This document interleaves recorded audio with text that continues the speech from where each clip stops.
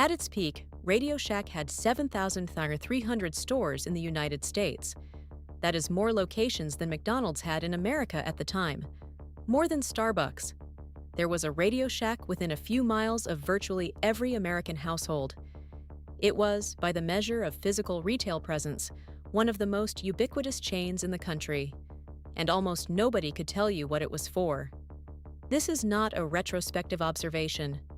By the mid-2000s, RadioShack had become a cultural punchline, a store that people walked into out of habit or vague necessity and walked out of confused about what they had seen. The shelves were crowded with batteries, cables, remote controls, cordless phones, CB radios, and components for projects that no longer existed. The staff tried to sell you a mobile phone contract every time you came in for a 9-volt battery. The joke about RadioShack was that nobody knew what RadioShack sold. The tragedy of RadioShack is that RadioShack used to know exactly what it sold, and it was one of the most important retail concepts in American history. RadioShack was the store that put electronics in the hands of ordinary people. It sold the components that built the first personal computers. Its catalogues introduced millions of Americans to the idea that technology was something you could understand, modify, and build yourself. And then the technology it had championed outgrew it. The industry it had helped create moved on, and RadioShack could not figure out how to move with it. In 2015, RadioShack filed for bankruptcy for the first time. In 2017, it filed again. Today, fewer than 400 stores remain, operating as a brand licensed to other retailers. This is the story of how the store that sold the future forgot to buy one for itself. RadioShack was founded in 1921 in Boston by two brothers, Theodore and Milton Deutschmann, as a single store selling radio equipment to ship-to-shore operators and amateur radio enthusiasts. The name came from the Radio Shack, the small compartment on a ship where the radio operator worked.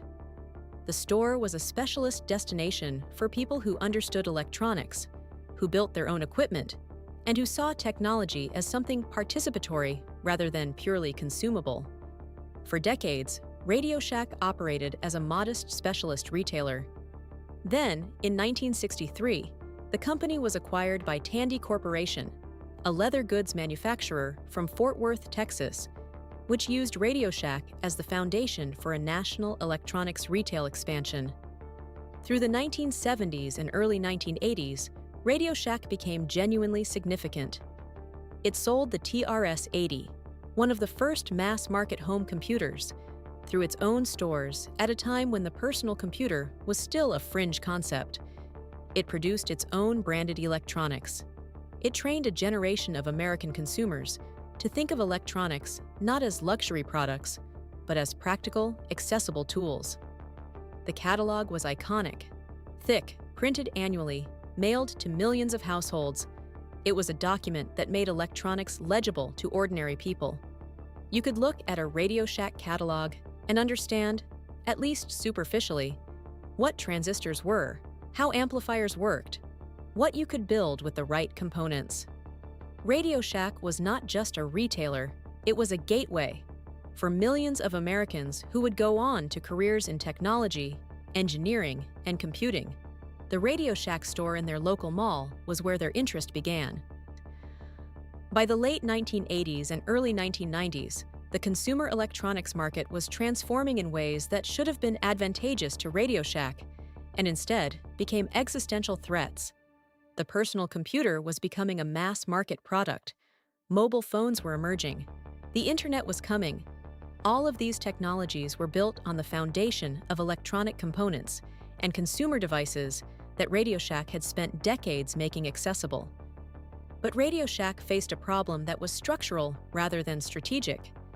The more consumer-friendly electronics became, the less they required the kind of specialist knowledge that RadioShack provided.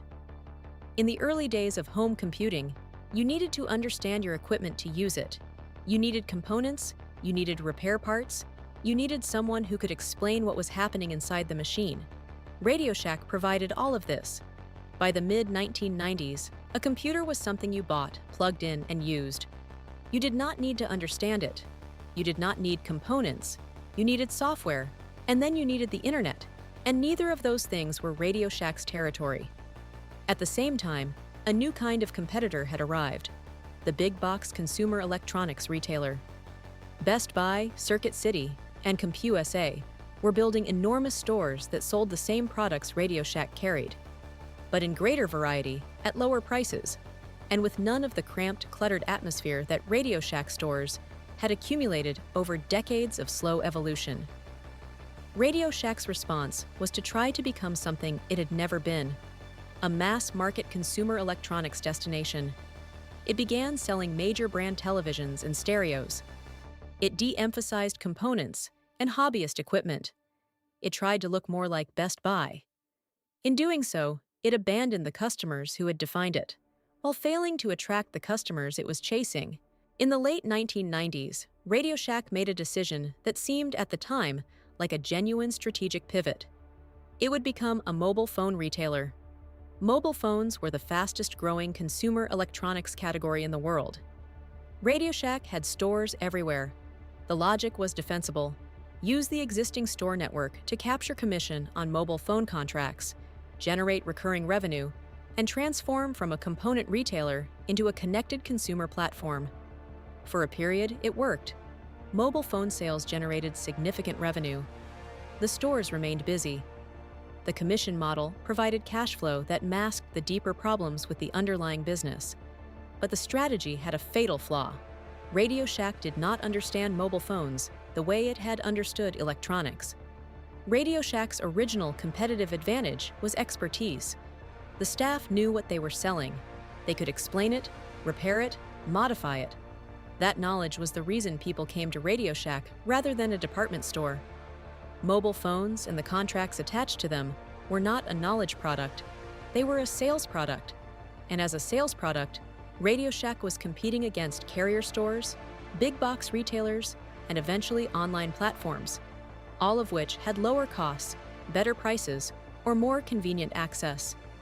The mobile phone pivot also created a bizarre retail experience. Customers who came in for a battery or a cable were confronted by staff whose primary metric was mobile contract conversion. The pressure to sell phone plans became a notorious feature of the RadioShack shopping experience, and not in a way that built customer loyalty. By the mid-2000s, mobile phone margins were compressing as the market matured. The revenue that had sustained RadioShack through its identity crisis began to erode. The company found itself without a clear answer to the most basic retail question: why should a customer come here instead of somewhere else? Between 2000 and 2015, RadioShack attempted to reinvent itself multiple times. It launched a campaign in 2000 inviting customers to call it the Shack, a nickname that nobody used and that generated significant mockery. The rebrand was part of a broader effort to shed the company's dated image, but it succeeded mainly in highlighting how far the brand had drifted from cultural relevance. In 2009, a new management team arrived with a restructuring plan. Stores were renovated, the product range was streamlined. The focus shifted toward mobile devices, accessories, and connectivity products. For a brief period, the numbers improved. Then Best Buy began building smaller format stores. Then Apple opened retail locations that redefined what a consumer electronics store could look like. Then Amazon began selling electronics online with next-day delivery. Each development eroded another segment of RadioShack's remaining market. In 2013, RadioShack ran a Super Bowl advertisement that was widely praised for its self-awareness. The ad acknowledged that the store looked like the 1980s and featured a parade of 1980s cultural icons reclaiming their property from the store while it prepared to modernize. The ad generated enormous goodwill and press coverage. Then people went to the stores. The stores looked the same. The gap between the brand's self-awareness and its operational reality was total. RadioShack knew, in its marketing department, exactly what was wrong. It was unable to fix it at the level of the actual store, the actual product range, the actual customer experience. On February 5, 2015, RadioShack filed for Chapter 11 bankruptcy. The filing listed $1.39 billion in debt. The company said it would close approximately 2,000 stores and attempt to sell or reorganize the remainder.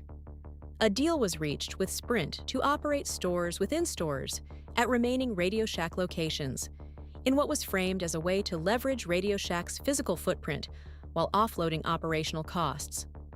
The reorganized company emerged from bankruptcy later in 2015. It operated fewer stores. It had less debt. The underlying problems had not changed. In March 2017, RadioShack filed for bankruptcy again. The second filing was shorter and less ceremonious than the first. There was no reorganization plan, no white knight investor, no narrative of reinvention. The company was liquidated, stores closed. The brand and remaining assets were purchased by a retail holding company, which licensed the RadioShack name to Hobbytown and other retailers. The stores that operate as RadioShack today, fewer than 400, are largely located in rural areas that are underserved by larger retailers. They sell a mix of electronics components, accessories, and batteries. They are, in some ways, closer to what RadioShack originally was than anything the company attempted in the 2000s. But they are a remnant, a ghost of a chain that once had 7,300 locations. There is a particular irony to RadioShack's collapse that deserves attention. RadioShack sold the components that built the personal computer revolution. Its stores stocked the transistors, capacitors, resistors, and integrated circuits that hobbyists used to build the machines that became the foundation of the technology industry. Many of the engineers and programmers who built the internet age got their start in electronics through RadioShack. The internet that those people built is what killed RadioShack. Online retail eroded RadioShack's accessories and cables business, the reliable margin products that sustained the stores between major purchase cycles. Amazon could sell a cable cheaper than RadioShack, deliver it faster, and provide better product information than most RadioShack staff could offer. The hobbyist market that RadioShack had defined was also moving online, but to platforms like SparkFun and Adafruit, which served the modern maker movement with deeper product ranges, better documentation, and community infrastructure that a physical retail chain could not replicate. RadioShack had the stores. It had the brand recognition. It had the history. What it did not have was a coherent answer to why those things should matter in a world where electronics components, consumer devices, and expert advice were all available online at lower cost and greater convenience. RadioShack's collapse is often told as a story of failure to adapt, a company that couldn't keep up with technology. But there is a more precise version. RadioShack did not fail to engage with technology. It tried mobile phones. It tried internet-connected devices. It renovated its stores. It hired new management. It attempted multiple strategic pivots over a period of 15 years. What RadioShack failed to do was understand what it actually was. It was not a consumer electronics store in the way that Best Buy was a consumer electronics store. It was something more specific and more valuable, a place that made electronics comprehensible to ordinary people, a place with genuine expertise, a place that served the person who wanted to understand, not just consume. When RadioShack tried to compete with Best Buy, it lost. It could not match Best Buy's selection, prices, or store experience. When RadioShack abandoned its original customer, the hobbyist, the tinkerer, the person who wanted to understand how things worked, that customer found somewhere else to go. The maker movement, which emerged in the 2000s and 2010s, and now sustains a multi-billion-dollar industry in components, kits, and educational electronics, is built on exactly the appetite for hands-on electronics engagement that RadioShack spent 50 years cultivating. RadioShack could have owned that movement. It had the brand, the stores, and the history. Instead, it chased the mass market it was never equipped to win. 7,300 stores. Then 400. Then a brand name on someone else's shelves. The store that put electronics in everyone's hands could not keep electronics in its own.